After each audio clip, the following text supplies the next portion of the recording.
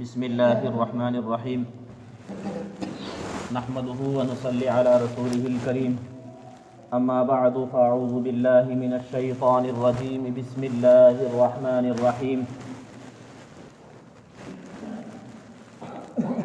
یا ایہا الذین آمنوا اذا نودی للصلاة من یوم الجمعة فاسعوا الى ذکر اللہ وذروا البیع ذالکم خیر لکم ان کنتم تعلمون۔ بزرگوں، بھائیوں، دوستو، آج یوم الجمعہ ہے۔ یہ جمعہ کا دن دنوں کا سردار ہے۔ اللہ رب العزت نے درجات بنائے ہیں، حتیٰ کہ رسولوں کو بھی بعض کو بعض پر فضیلت بخشی ہے۔ تلک الرسل فضلنا بعضهم علی بعض۔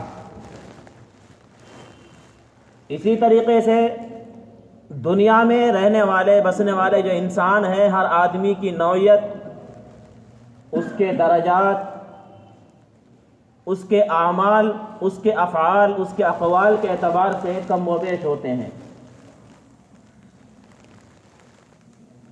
سال میں اللہ رب العزت نے ہمیں دو عیدیں عطا فرمائی، عید الاضحیٰ اور عید الفطر۔ اسی طریقے سے جمعہ کا دن یہ سارے دنوں سے افضل دن ہے اور دنوں کا سردار ہے۔ سارے مہینوں سے سب سے افضل مہینہ رمضان المبارک کا مہینہ ہے، اور دنوں میں سب سے افضل دن یہ جمعہ کا دن ہے۔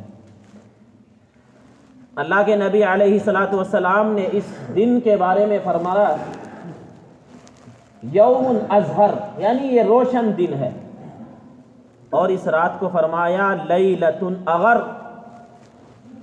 اجلی رات، چمکدار رات، روشن رات۔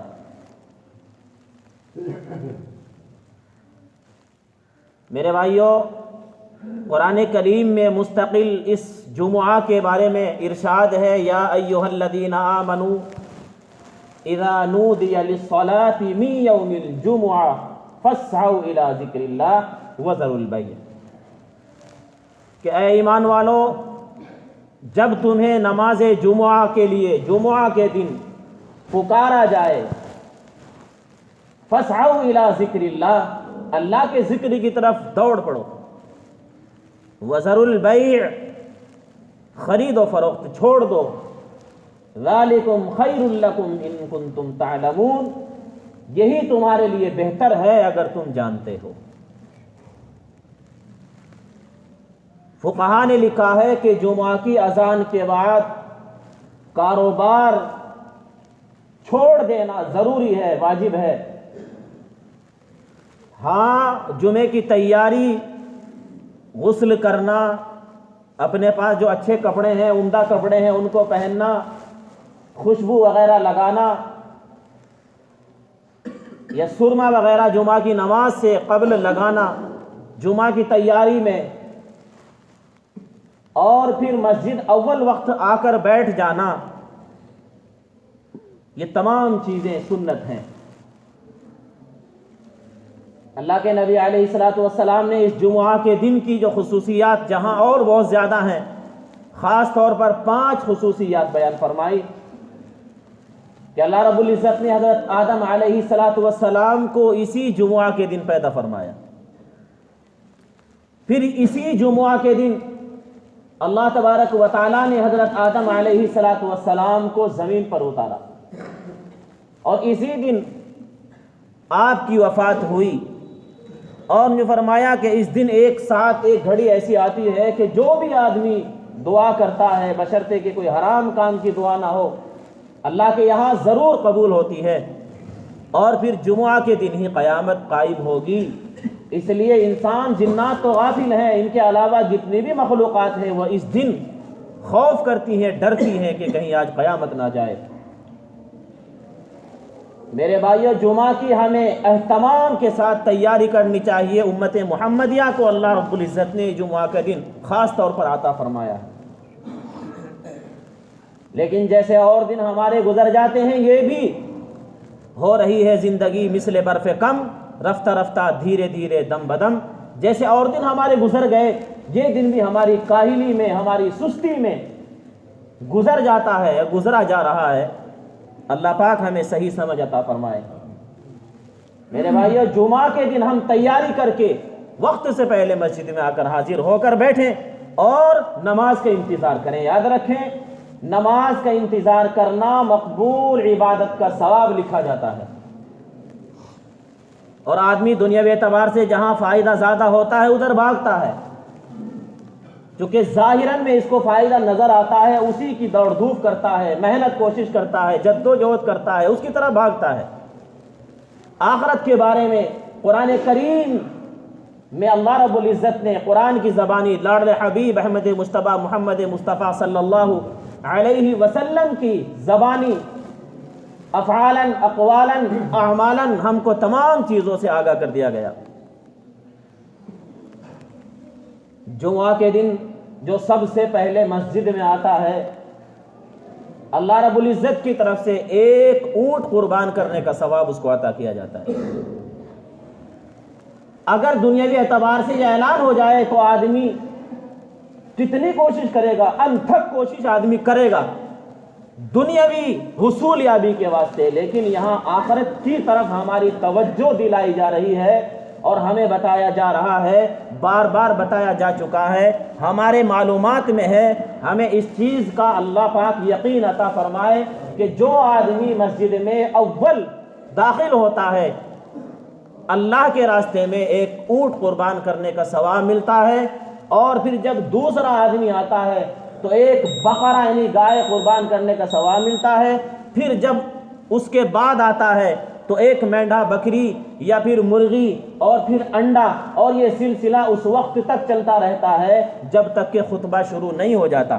جس وقت خطبہ شروع ہو جاتا ہے تو رجسٹر لے کر جو فرشتے کھڑے ہوئے ہوتے ہیں مسجدوں کے دروازوں پر، وہ اپنا رجسٹر بند کر کے خطبہ سننا شروع کر دیتے ہیں۔ اس لیے آدمی میرے بھائیوں، آپ ہمیشہ کوشش کریں، ارادہ کریں، نیت کریں، ہمت مردہ مدد خدا۔ آپ بہت سارے لوگ جمعہ کے دن چھٹی رکھتے ہیں، اور عام طور پر اکثروں کی چھٹی بھی رہتی ہے، اتنا کوئی مارا ماری کا تو کام چل نہیں رہا ہے، لیکن ہماری نوعیت، ہماری کیفیت، ہماری حالت پھر بھی وہی ہے، ہم ٹس سے مس ہونے کو تیار نہیں ہیں۔ اللہ رب العزت ہمیں صحیح سمجھ عطا فرما دے۔ میرے بھائیوں، ہم کوشش کریں وقت سے پہلے آئیں، آنا تو ہے ہی، لیکن ہم زیادہ ثواب کے لالچ میں مسجد میں آ کر بیٹھنے والے بن جائیں، اور پھر جس وقت آپ مسجد میں آئیں جہاں بھی آپ کو جگہ مل جائے وہیں بیٹھ جائیں۔ یہ بھی فرمایا کہ لوگوں کو چیر کر، لوگوں کو ہٹا کر اپنی جگہ نہ بنائیں، جہاں بھی جگہ مل جائے اسی جگہ پر فوراً آپ بیٹھ جائیں، اور جس وقت خطبہ شروع ہوتا ہے آواز جائے نہ جائے خطبے کو سننا خاموشی کے ساتھ، یہ ضروری ہے، واجب ہے۔ خطبے کے بیچ میں ہاتھ پیروں سے کھیلنا، کپڑوں سے کھیلنا یا آواز کرنا، بات کرنا بالکل جیسے نماز کے اندر ممنوع ہے، ایسے ہی خطبے کے وقت بھی ممنوع ہے۔ تو خطبہ جس وقت ہوتا ہے خاموشی کے ساتھ سننا واجب ہے۔ اس کے بعد پھر ہماری جو اور نمازیں بچی ہیں سنتیں وغیرہ ان کو ادا کریں۔ افسوس تو اس بات پر ہوتا ہے میرے بھائیوں، عام طور پر جمعے کے علاوہ آدمی 10 رکعت تو پڑھ ہی لیتا ہے، 12 رکعت پڑھنے والے بھی ہیں الحمدللہ، بھئی 4 سنتیں ہم نے پڑھی ہیں، اور 4 پھر فرض پڑھے ہیں امام کے ساتھ، اور پھر 2 سنتیں ہم نے پڑھی ہیں، تو 10 تو ہم نے پڑھ ہی لی۔ لیکن جنہیں اللہ نے توفیق دی ہے وہ 2 رکعت بعد میں نفل بھی پڑھ لیتے ہیں تو 12 ہو جاتی ہیں۔ جمعہ کے دن، اس دن ہمیں اور زیادہ نمازیں، اور زیادہ تلاوتیں، اور زیادہ درود پاک۔ اللہ کے نبی علیہ السلام نے فرمایا کہ جمعہ کے دن مجھ پر درود بھیجا کرو، درود پڑھا کرو، اس لیے کہ تمہارا درود مجھے پیش کیا جاتا ہے۔ ادھر ہم نے درود پاک پڑھا، اللہ کے نبی علیہ السلام کو پیش ہو جاتا ہے۔ تو میرے بھائیوں، کتنے لوگ ہیں کہ ایک مرتبہ بھی ہماری زبانوں سے درود نہیں نکلا، جمعہ کے دن بھی نہیں نکلا، افسوس کی بات ہے۔ اور پھر نمازوں کا یہ حال ہے کہ ہم نے 2 رکعتیں اکثروں نے پڑھی ہیں، بس پہلی 4 سنتیں ہم چھوڑ دیتے ہیں، 2 رکعت ہم نے امام کے ساتھ پڑھی ہے، اس کے بعد پھر ہمیں 4 اور پڑھنی تھی، پھر 2 اور پڑھنی تھی، لیکن اس طریقے سے بھگدڑ مچتی ہے کہ آپ ابھی دیکھنا افسوس ہوتا ہے دیکھ کر کہ مسلمانوں، میرے بھائیوں، ہماری یہ حالت ہو کیوں گئی ہے۔ واویلا کرتے ہیں اپنی نقصان کا، جانی نقصان کا، مالی نقصان کا، اپنی پریشانیوں کا۔ قرآن کریم میں اللہ نے فرمایا وما اصابکم من مصیبت فبما کسبت ایدیکم ویعفو عن کثیر، کہ تمہارے اوپر جو بھی مصیبتیں آتی ہیں وہ تمہارے بد اعمالیوں کا نتیجہ ہے، تمہارے ہاتھوں کی کمائی ہے، اور اکثر کو تو اللہ تعالیٰ معاف کر دیتے ہیں۔ یاد رکھیں کہ مصیبتیں خود نہیں آتی، مصیبتیں بلائی جاتی ہیں۔ تو ہم نے مصیبت میں اپنے آپ کو ڈالا ہوا ہے۔ ارادہ کریں، نیت کریں کہ کم سے کم نماز تو میرے بھائی پوری پڑھ لیا کریں۔ ایسا تو ہے نہیں کہ آپ کو 2 رکعت پڑھنے کے بعد بھگدڑ مچ گئی اور آپ کو پتہ نہیں کتنا بڑا ارجنٹ کام ہے، کیا نماز سے بھی زیادہ اہم کام ہے آپ کو باہر جا کر نکل کے کھڑے ہونے کا؟ ایسا تو ہوتا نہیں۔ تو بھائی اللہ کے واسطے کم سے کم نماز تو پوری پڑھ لیا کریں۔ سب لوگ نیت کریں، سب لوگ ارادہ کریں۔ سنتیں جنہوں نے پہلی نہیں پڑھی ہیں وہ بعد میں سنتیں پڑھیں فرضوں کے بعد، نہیں تو آ کر پہلی 4 سنتیں پڑھیں، امام کے ساتھ 2 رکعت فرض آپ نے جمعہ کی نماز پڑھی، اس کے بعد پھر 4 رکعت پڑھیں سنتیں، اور پھر 2 رکعت پڑھیں۔ تو کم سے کم یہ اتنی نمازیں پڑھنا ضروری ہے، لازم ہے، نہیں تو کل قیامت کے دن ہم اللہ کے سامنے کیسے کھڑے ہوں گے؟ اللہ کو کیا منہ دکھائیں گے؟